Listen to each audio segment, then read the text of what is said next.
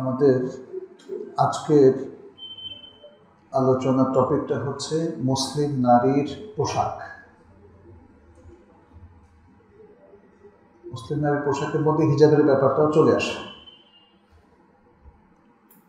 আল্লাহ সুবহানাহু ওয়া তাআলা নারী এবং পুরুষ উভয়কেই পোশাক পরার নির্দেশ দিয়েছেন। আর পর্দার হুকুমও নারী পুরুষ উভয়ের জন্যই। সূরা নূরের ৩০ নম্বর আয়াতে আল্লাহ সুবহানাহু ওয়া তাআলা প্রথমে পুরুষকে চোখের পর্দা করার নির্দেশ দিয়েছেন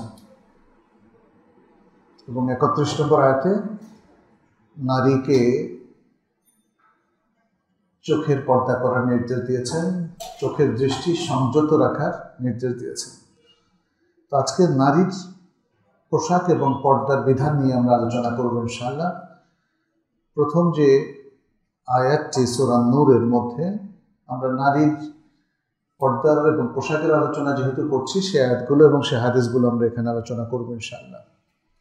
আল্লাহ সুবহানাহু ওয়া তাআলা বলছেন, ওয়াকুল লিল মুমিনাতি ইয়াকদুদনা মিন আবসারিহিন্না ওয়া ইয়াহফাযনা ফুরুজাহুন্না ওয়া লা ইউবদিনা যিনাতাহুন্না ইল্লা মা যাহারা মিনহা। আর হে রাসূল, আপনি মুমিন নারীদেরকে বলে দিন তারা যেন তাদের দৃষ্টিকে সংযত রাখে এবং তারা যেন তাদের লজ্জাস্থানের হেফাজত করে এবং তারা যেন তাদের সৌন্দর্য প্রকাশ না করে শুধু সে অংশ ছাড়া যেটা নিজে নিজেই প্রকাশিত হয়। ওয়ালিয়াদরিবনা বিখুমুরিহিন্না আলা জুয়ুবিহিন্না ওয়ালা ইউবদিনা যিনাতাহুন্না ইল্লা লিবুউলাতিহিন্না। আর তারা যেন তাদের বক্ষদেশের উপর ওড়না ঝুলিয়ে দেয় এবং তারা যেন তাদের সৌন্দর্য প্রকাশ না করে শুধু কিছু ব্যক্তি ছাড়া, যেমন তাদের স্বামী, আও আবাইহিন্না এবং তাদের বাবা, আও আবাইবুউলাতিহিন্না অথবা তাদের স্বামীদের বাবা, আও আবনাইহিন্না অথবা তাদের পুত্র সন্তান, আও আবনাইবুউলাতিহিন্না অথবা তাদের স্বামীদের পুত্র সন্তান, আও ইখওয়ানিহিন্না অথবা তাদের ভাই, আও বানি ইখওয়ানিহিন্না অথবা ভাইয়ের পুত্রগণ, আও বানি আখাওয়াতিহিন্না অথবা তাদের বোনদের পুত্রগণ, আও নিসাইহিন্না অথবা তাদের নারীরা নারীদের সামনেও সৌন্দর্য প্রকাশ করতে পারবে, আও মা মালাকাত আইমানুহুন অথবা তাদের দক্ষিণ হস্ত যাদের মালিক হয়েছে, আও ইত্তাবিঈনা গায়রি উলিল ইরবাতি মিনার রিজাল আও ইত্তিফল আল্লাযীনা লাম ইয়াযহারু আলা আওরাতিন নিসা। অথবা পুরুষদের মধ্যে যারা ছোট্ট শিশু অথবা নারীদের বিষয় সম্পর্কে অবহিত নয় এমন। ওয়ালা ইয়াদরিবনা বিআরজুলিহিন্না এবং তারা যেন তাদের পদাঘাত দিয়ে চলাফেরা না করে, লিয়া'লামা মা ইউখফিনা মিন যিনাতিহিন্না যেন তাদের যে গোপন সৌন্দর্য থাকে সে সৌন্দর্যটা যেন প্রকাশিত না হয়, মানুষের কাছে মানুষ জেনে না ফেলে। অর্থাৎ তাদের জুতার যে আওয়াজ ঠকঠক করে তারা যেন চলাফেরা না করে। ওয়াতুবু ইলাল্লাহি জামিআন আইয়ুহাল মুমিনুন লাআল্লাকুম তুফলিহুন। আর হে মুমিনরা, তোমরা সকলেই আল্লাহর কাছে তওবা করো যেন তোমরা সফলকাম হও। সূরা নূরের ৩১ নম্বর আয়াতে আল্লাহ সুবহানাহু ওয়া তাআলা নারীদের সৌন্দর্য প্রকাশের বিষয়টা তুলে ধরেছেন যে তাদের পর্দা করাটা ফরজ, তাদের চোখকে সংযত রাখা, নিজের চোখের পর্দাও তাদের করতে হবে এবং তাদের শরীরের সৌন্দর্যকেও ঢেকে রাখতে হবে। তবে তাদের স্বামী এবং আরও কিছু মাহরাম ব্যক্তি আছে যে মাহরামের পূর্ণ আলোচনা এখানে উল্লেখ করা হলো, তাদের কাছে পূর্ণ পর্দার প্রয়োজন নেই। তো এটা নিয়ে আসলে আরও আলোচনা আছে। তারা কি তাদের সকল শোভা সৌন্দর্য মাহরাম পুরুষদের কাছে প্রকাশ করতে পারবে? উত্তর হচ্ছে যে না। কিন্তু তারা আপাদমস্তক তাদের সৌন্দর্যকে ঢেকে রাখার যে নির্দেশনা আল্লাহ দিয়েছেন, সেই নির্দেশনা সকল পুরুষদের ক্ষেত্রে প্রযোজ্য, শুধুমাত্র স্বামী এবং নির্দিষ্ট কিছু মাহরাম ছাড়া। স্বামী এবং স্ত্রী তাদের মধ্যে কি কোনো পর্দা থাকবে? উত্তর হচ্ছে যে না, তাদের মধ্যে সেইভাবে পর্দা থাকবে না, কারণ তাদের পারস্পরিক সম্পর্কের এবং তাদের মধ্যকার যে ইন্টিমেসি আছে সেটি আল কোরআন তুলে ধরেছে একদম ক্লিয়ারলি। হুন্না লিবাসুল লাকুম ওয়া আনতুম লিবাসুল লাহুন্না, তোমরা তাদের পোশাক, তারা তোমাদের পোশাক। অতএব স্বামী স্ত্রীর মধ্যে কোনো ভেদাভেদ নেই। এই জন্যে স্বামী স্ত্রী যখন নির্জনে থাকবে তখন তারা একে অপরের জন্য ফ্রি হয়ে যেতে পারবে, তাতে কোনো সমস্যা নেই। কিন্তু অন্য মাহরামদের সাথে যে জিনিসগুলো সে দেখাতে পারবে সেটা হচ্ছে যেমন তার মাথার চুল, তার মুখমণ্ডল, তার কান ইত্যাদি। স্বাভাবিকভাবে যে জিনিসগুলো তার অন্য পুরুষদের কাছে ঢেকে রাখতে হয় সেগুলো সে মাহরামদের কাছে প্রকাশ করতে পারবে। কিন্তু তার যে সতর, মূল সতর, সেটা কিন্তু সবার কাছে ঢেকে রাখতে হবে। তার বাবা, তার চাচা, তার মামা, সবার সামনে তাকে শালীনভাবে আসতে হবে, সবার সামনে তাকে শালীনভাবেই আসতে হবে। তার স্বাভাবিক সৌন্দর্য বলতে আসলে বোঝানো হয়েছে এখানে তার মুখমণ্ডল, তার মাথা, চোখ, কান ইত্যাদি, হাত, এগুলো সে প্রকাশ করতে পারবে। এটা নিয়ে আমরা আরও ডিটেলস আলোচনা করব। এখানে সূরা আল আহজাবের 59 নম্বর আয়াত, 59, এই আয়াতটাও মেয়েদের হিজাব সম্পর্কিত। আল্লাহ সুবহানাহু ওয়া তাআলা বলছেন, ইয়া আইয়ুহান নাবিয়্যু কুল লিআজওয়াজিকা ওয়া বানাতিকা ওয়া নিসাইল মুমিনিন ইউদনিনা আলাইহিন্না মিন জালাবিবিহিন্না যালিকা আদনা আন ইউরাফনা ফালা ইউযাইন। হে নবী, আপনি বলে দিন আপনার স্ত্রীদেরকে, আপনার কন্যাদেরকে এবং মোমেনদের নারীদেরকে তারা যেন তাদের উপর জিলবাব পরিধান করে, যাতে তাদের আপাদমস্তক পর্দার মধ্যে আবৃত হয়ে যায়। যালিকা আদনা ইউরাফনা, তাদেরকে যাতে মানে চেনা যায়, তাদেরকে চেনার এটাই নিকটবর্তী, সবচেয়ে নিকটবর্তী পন্থা। তার মানে কি, মোমেন নারীদেরকে চেনা যাবে তাদের পর্দা দিয়ে। পর্দা না থাকলে তখন বোঝা যাবে যে তারা প্রকৃত মোমেন নয়। এটাই এখানে আয়াতের মূল উদ্দেশ্য, বোঝানো হচ্ছে সেটাই।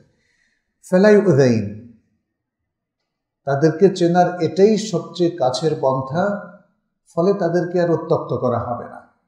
ফালা ইউযাইন, পর্দা না করলে কিন্তু উত্ত্যক্ত করা হবে। তার মানে কি কোরআন পারমিশন দিচ্ছে নারীদেরকে উত্ত্যক্ত করার? না, দিচ্ছে না। কোরআন একটা বাস্তবতা তুলে ধরছে যে নারীরা পর্দা করে না, তাদেরকে বখাটে ছেলেরা ডিস্টার্ব করে কি না? কোরআন সে বাস্তবতা তুলে ধরেছে। কিন্তু পর্দা নারীর ভূষণ, তার অলংকার এবং তার প্রোটেকশন। ফলে যে নারীরা পর্দা করে তাকে সাধারণত কেউই উত্ত্যক্ত করে না, বখাটেরাও না, অমুসলিমরাও না। এটার একটা মূল কারণ হচ্ছে পর্দা নারীর সম্ভ্রান্ত হওয়ার একটা আলামত। ফলে সম্ভ্রান্ত নারীকে উত্ত্যক্ত করার মতো সাধারণত কেউ সাহসী হয় না। তো একথায় আল্লাহ তাআলা এখানে তুলে ধরেছেন, যালিকা আদনা আন ইউরাফনা ফালা ইউযাইন ওয়া কানা আল্লাহু গফুরার রাহিমা। আর আল্লাহ তো ক্ষমাশীল এবং করুণাময়। আগের একটা আয়াতে যেটা সূরা নূরের মধ্যে আমরা বললাম, ওয়ালা ইয়াদরিবনা বিআরজুলিহিন্না লিয়ুলামা মা ইউখফিনা মিন জিনাতিহিন্না। এখানে নারীদেরকে ইভেন মানে এতটা সূক্ষ্মভাবে পর্দা মেনটেন করার কথা বলা হচ্ছে যাতে তাদের জুতার আওয়াজটাও অন্য পরপুরুষ শুনতে না পায়। এই জন্য দেখবেন যে আধুনিকা নারী এবং যারা হয়তো পর্দা না বরং অন্য পুরুষদেরকে আকর্ষণ করতে চায়, তারা কিন্তু হিল পরে, উঁচু হিল পরে, এবং সেই হিলের কারণে তাদের ভেতরকার অব্যক্ত অথবা অপ্রকাশিত সৌন্দর্যটাও প্রকাশিত হয়। তাদের চলাফেরার মধ্যে মানে হয়তো আওয়াজ, শুধু আওয়াজটাই এখানে মেন উদ্দেশ্য না। হিল পরার কারণে নারীদের তাদের শরীরের অঙ্গভঙ্গির মধ্যেও হয়তো একটা যেটা তৈরি হয় সেটা অন্য পুরুষকে আকর্ষণ করতে পারে। ফলে আল্লাহ সুবহানাহু ওয়া তাআলা কোরআনে সেটা একদম নিষেধ করে দিয়েছেন যে এভাবে চলাফেরা করা যাবে না। আচ্ছা, পর্দা লঙ্ঘন করা এটা নারীদের জন্য কি পরিমাণ পাপের কাজ সেটা আমরা একটু আলোচনা করব। এখানে আল্লাহ সুবহানাহু ওয়া তাআলা তিনি তাবাররুজকে আল্লাহর নাফরমানি বলে অভিহিত করেছেন। এখানে যেমন সূরা আল আরাফের 27 নম্বর আয়াতে আল্লাহ তাআলা বলছেন, ইয়া বানি আদামা লা ইয়াফতিনান্নাকুমুশ শাইতানু কামা আখরাজা আবাওয়াইকুম মিনাল জান্নাহ। হে বনি আদম, তোমাদেরকে শয়তান যেন কোনো ফিতনায় না ফেলে, শয়তান যেন তোমাদেরকে ফিতনায় না ফেলে। যেমনিভাবে শয়তান তোমাদেরকে তোমাদের বাবা এবং মাকে অর্থাৎ আদম এবং হাওয়া আলাইহিমুস সালাম এই দুজনকে জান্নাত থেকে বের করে দিয়েছে। কারণ শয়তানের প্ররোচনায় তো তারা আল্লাহর নির্দেশটা লঙ্ঘন করেছেন। ফলে জান্নাত থেকে বের হওয়ার পেছনে কাজ করেছে কে? শয়তান। ঠিক দুনিয়াতেও শয়তান কিন্তু আমাদেরকে ফিতনার মধ্যে ফেলছে, আমাদের পুরুষদেরকে এবং নারী উভয়কে। সে কথায় আল্লাহ তাআলা বলছেন, হে বনি আদম, শয়তান যেন তোমাদেরকে ফিতনায় না ফেলে, যেভাবে ফিতনায় ফেলেছিল তোমাদের বাবা এবং মাকে, দুজনকেই সে শয়তান জান্নাত থেকে বের করে দিয়েছিল। ইয়ানজিউ আনহুমা লিবাসাহুমা লিউরিয়াহুমা সাওআতিহিমা, সে তাদের দুজন থেকে তাদের লেবাসকে রিমুভ করেছিল, খুলে নিয়েছিল। সে কি নিজ হাতে না, বাট ও যে আল্লাহর নিষিদ্ধকৃত যে কাজটা তারা করেছে সেই কাজের কারণে তাদের জান্নাতের লেবাস খসে গিয়েছিল এবং তাদেরকে পৃথিবীতে পাঠিয়ে দেওয়া হয়েছে। ফলে তারা তখন তাদের সতরকে ঢাকতে পারেননি, সেটা প্রকাশ হয়ে পড়েছিল। ইন্নাহু ইয়ারাকুম হুয়া ওয়া কাবিলুহু মিন হাইথু লা তারাউনাহুম, সে তোমাদেরকে এবং তার কাবিল মানে তার সাঙ্গপাঙ্গ, শয়তানের সাঙ্গপাঙ্গ তো জিন, কানা মিনাল জিন্নি, তাই না? কোরআন বলছে ইবলিস জিন সম্প্রদায়ের অন্তর্ভুক্ত এবং তার সাঙ্গপাঙ্গরাও জিন সম্প্রদায়ের। অতএব আমরা তাদেরকে দেখি না, তারা আমাদেরকে দেখে। ইন্না জাআলনা শায়াতিনা আউলিয়া লিল্লাযিনা লা ইউমিনুন, নিশ্চয় আমরা শয়তানকে সেই সব লোকদের বন্ধু হিসাবে নির্ধারণ করে দিয়েছি যারা ঈমান রাখে না, যারা ঈমান পোষণ করে না। আচ্ছা, ইবনে কাসির এখানে বলেন এই আয়াতের তাফসিরে যে আল্লাহ সুবহানাহু ওয়া তাআলা বনি আদমকে ইবলিস এবং তার সাঙ্গপাঙ্গ থেকে সতর্ক করছেন। আল্লাহ সুবহানাহু ওয়া তাআলা এই আয়াতে বনি আদমকে সতর্ক করছেন এবং তাদেরকে স্পষ্ট করে দিচ্ছেন যে শয়তান হচ্ছে বনি আদমের পুরাতন শত্রু। শয়তান বনি আদমের পুরাতন শত্রু, কারণ সে প্রথম থেকেই আদম আলাইহিস সালামের বিরুদ্ধে লেগেছিল কিভাবে তাকে দিয়ে আল্লাহর নির্দেশটাকে লঙ্ঘন করা যায়। ফলে তাকে এমন কিছু তারা করিয়েছে যে কারণে আল্লাহ সুবহানাহু ওয়া তাআলা নির্দেশ লঙ্ঘনের কারণে জান্নাত থেকে আদম এবং তার স্ত্রী দুজনকে বের করে দিলেন। এবং এটা ছিল আসলে মূলত আল্লাহ সুবহানাহু ওয়া তাআলার একটা হিকমত, যেভাবে তিনি মানুষকে প্রথম জান্নাতে স্থাপন করলেন, আদমকে সেখান থেকে বের করলেন, দুনিয়ায় স্থাপন করলেন, এই দুনিয়াকে দারুল ইবতিলা বা দারুল বালা, ট্রায়াল কিংবা পরীক্ষার জায়গা হিসেবে বানালেন এবং তাকে এটা বোঝালেন যদি সে আল্লাহর নির্দেশ মানে তাহলে আবার তার স্থান হবে সেই স্থান যে স্থানে প্রথমে তাকে জায়গা দেওয়া হয়েছিল। সুতরাং তাবাররুজ বা মানে পোশাক থেকে নিজেকে মুক্ত করে ফেলা, এটা মূলত আল্লাহর নাফরমানি, আল্লাহর নাফরমানির কারণে হয়, এবং এটা হলো শয়তানের প্ররোচনা বা শয়তানের ধোঁকা, শয়তানের মাধ্যমে এটা হয়। দ্বিতীয় হচ্ছে মেয়েদের ক্ষেত্রে পর্দা না করা এবং নিজেদেরকে খোলামেলা ভাবে উপস্থাপন করা, এটা আযাবের কারণ, মেয়েদের ভয়াবহ শাস্তির কারণ। সহিহ মুসলিম আবু হুরায়রা রাদিয়াল্লাহু তাআলা আনহু থেকে একটা হাদিস বর্ণনা করছেন, নবী সাল্লাল্লাহু আলাইহি ওয়াসাল্লাম বলেছেন, সিনফানি মিন আহলিন নার, দুই প্রকার জাহান্নামের মানুষ আছে, লাম আরাহুমা, যাদেরকে আমি এখনো দেখি নাই। এটা কে বলছেন? নবী সাল্লাল্লাহু আলাইহি ওয়াসাল্লাম। জাহান্নামের দুই প্রকার লোককে এখনো আমি দেখি নাই। কারা তারা? কাউবুন মাআহুম সিয়াত, একদল মানুষ যাদের হাতে ব্যাত, কাআদনাবিল বাকার, এই যে গাভীর লেজের মতো তাদের হাতে থাকে ব্যাত, ইয়াদরিবুনা বিহান নাস, সেটা দিয়ে তারা মানুষকে প্রহার করে। অনেকেই বলেন এরা হলো শাসকদের নিরাপত্তা প্রহরী, পুলিশ, এই টাইপের লোক আর কি। এদের কাজে হচ্ছে মানুষকে পেটানো। একটা সময় তো এরকমই ছিল, তাদের হাতে ছিল ব্যাত। ও নিসাউন কাসিয়াত আরিয়াত মুমিলাত মাইলাত, এবং একদল মানুষ যারা কাসিয়াত, পোশাক পরিহিতা। কাসা ইয়াকসু মানে হচ্ছে যিনি পরিধান করেন, তাহলে কাসিয়াত পোশাক পরিহিতা নারী, আরিয়াত কিন্তু নগ্ন, পোশাক পরিহিতা নগ্ন নারী, মুমিলাত মাইলাত, যারা অন্যদেরকে নিজেদের প্রতি আকর্ষণ করে এবং নিজেরাও অন্যদের প্রতি আকর্ষণ বোধ করে।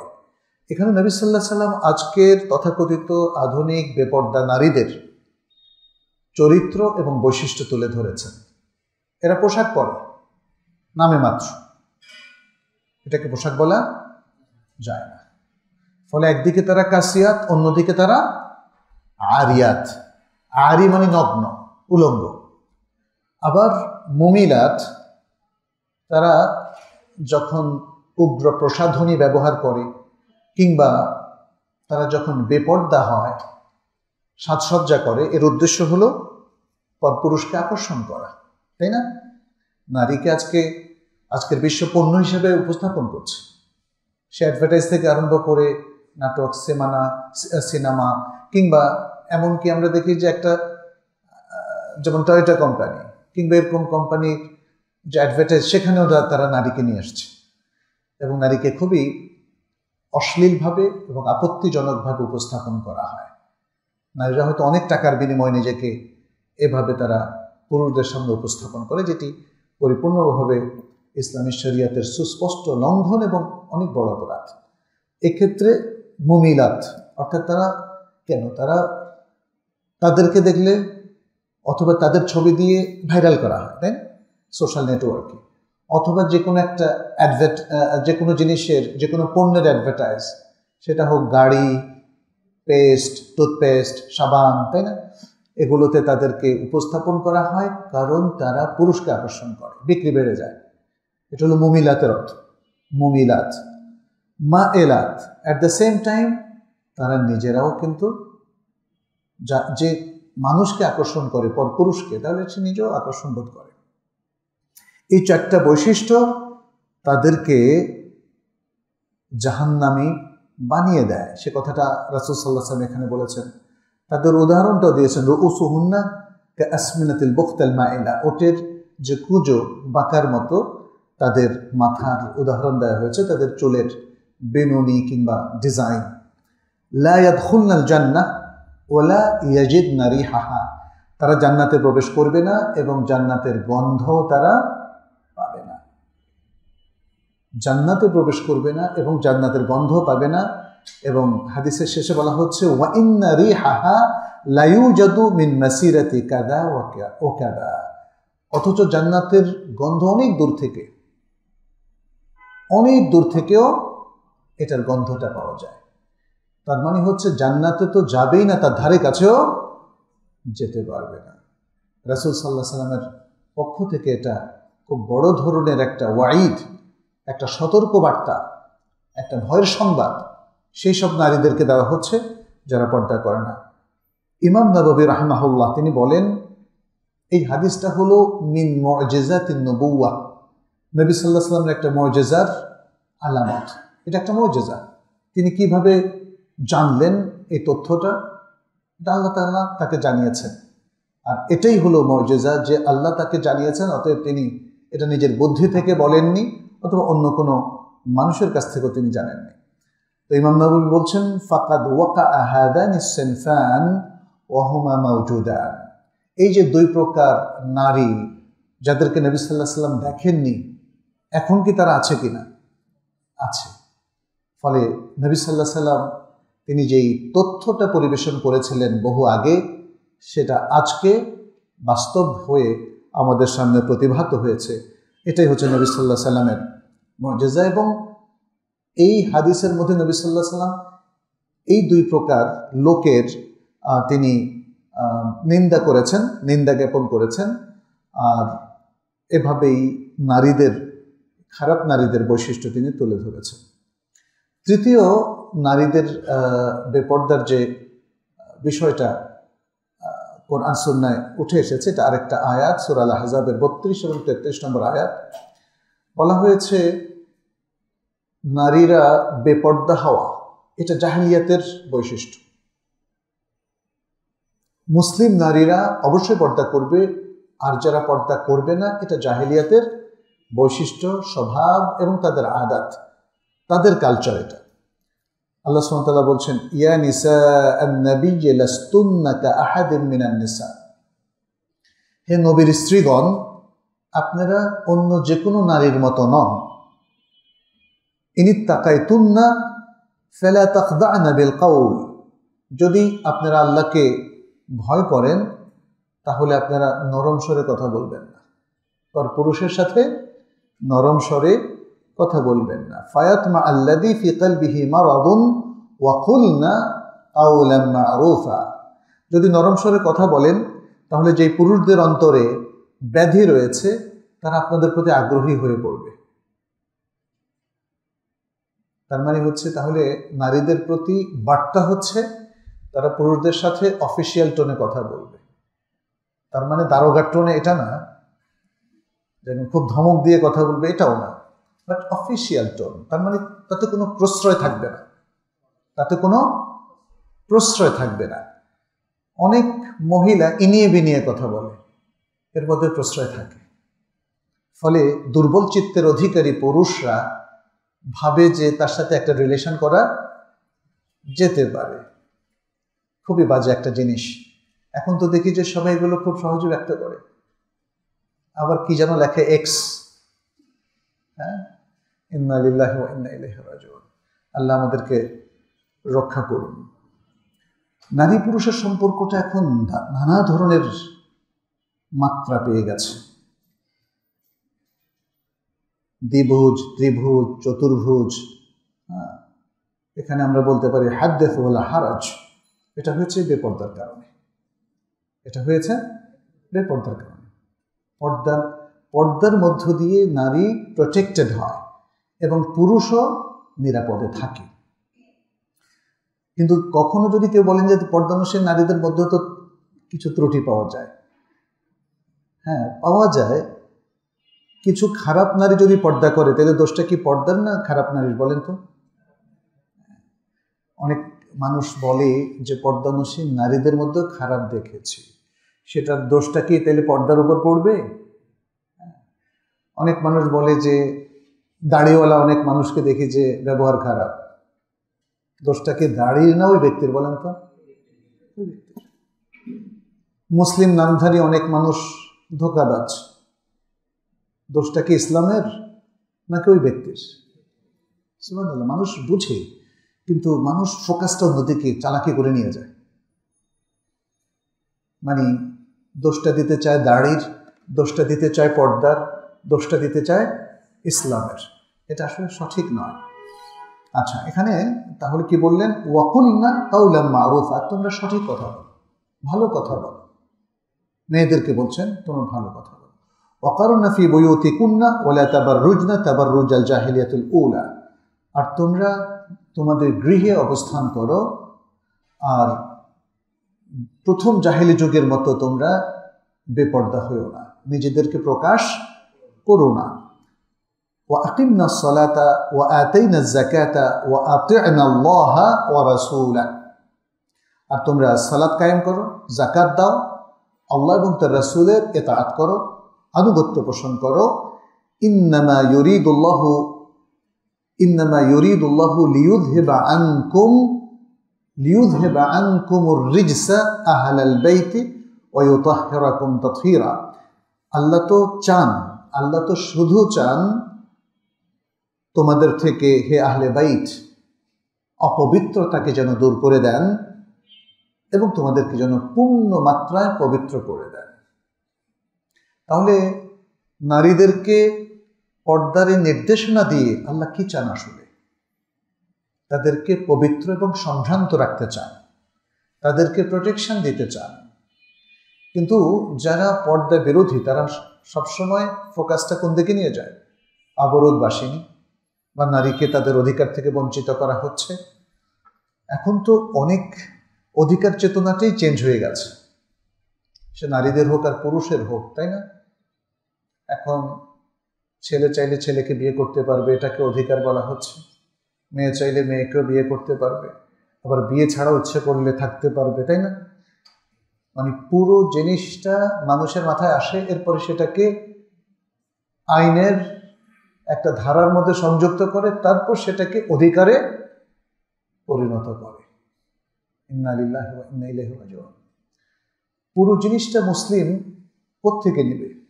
কোরআন এবং সুন্নাহ থেকে। এখানে পাশ্চাত্যের যে নীতিমালা, তাদের যে কৃষ্টি কালচার অথবা তাদের যে আইন আদালত, তার মাধ্যমে কিন্তু মানুষের অধিকার নিরূপণ হবে না। এখন সমকামিতাকেও অধিকার বলে চালানো হচ্ছে না? অথচ এটা নিকৃষ্ট পাপ। সারা পৃথিবীর সকল দেশের আইনে কিছুকাল আগেও এটা নিষিদ্ধ ছিল না? এখন নতুন নতুন জিনিস আছে, পাপগুলোকে এখন প্রতিষ্ঠিত করা হচ্ছে এবং এগুলোকে লেজিসলেশন দেওয়া হচ্ছে, ফলে এগুলো এখন অধিকারে পরিণত হচ্ছে। অধিকার তো আসলে ইসলাম এইভাবে দেয় না। ইসলাম পাপগুলোকে চিরন্তনভাবে পাপ হিসেবে চিহ্নিত করেছে। জেনা, ব্যভিচার, মদ পান করা, শূকরের গোশত ভক্ষণ করা, এগুলো চিরকালই নিষিদ্ধ এবং হারাম বলেই গণ্য হবে। অতএব এগুলোকে নতুন করে কোনো মানুষ যদি বলে আমরা পারমিশন দিলাম, এটা কি জায়েজ হবে? হালাল হারাম কার অধিকার? হালাল হারামের সিদ্ধান্ত দেওয়া আল্লাহর অধিকার। মানুষ শুধু সেটা বাস্তবায়ন করবে। মানুষ আল্লাহ যা হালাল করেছেন সেটাকে হারাম করতে পারবে না, এবং আল্লাহ যা হারাম করেছেন সেটাকে হালাল করতে পারবে না। অতএব নারীদের পর্দা করতে হবে। পর্দার এই বিধানটা আরবদের ঐতিহ্য ছিল, তাদের আদাত বা সামাজিক প্রথা ছিল। এই যুক্তি দেখিয়ে আজকে আর সেটা লাগবে না এ কথা বলার কোনো সুযোগ নেই। আমরা আয়াতগুলো এই জন্যই শুরুতে উপস্থাপন করলাম। অবশ্যই পর্দা আল্লাহর দেওয়া একটা বিধান, একটা ফরজ আমল, এবং আল্লাহর পক্ষ থেকে একটা কমান্ড, রাসূল সাল্লাল্লাহু আলাইহি সাল্লামের পক্ষ থেকে আরোপিত নির্দেশ। অতএব এটাকে শুধুমাত্র আরবদের ঐতিহ্য বলে চালিয়ে দিয়ে এটাকে আমাদের অন্য মুসলিম পালন করতে হবে না, এই ধরনের নির্দেশনা দেওয়ার কোনো সুযোগ নাই। আচ্ছা, এরপরে আল্লাহ সুবহানাহু ওয়া তাআলা বলছেন, মানে শেষ দিকে এসে কি বললেন, যে এই যে নারীদেরকে নির্দেশনাগুলো দেওয়া হলো, এর উদ্দেশ্য হচ্ছে নারীদের থেকে অপবিত্রতাকে দূর করা এবং তাদেরকে পরিপূর্ণ পবিত্রতার মধ্যে রাখা।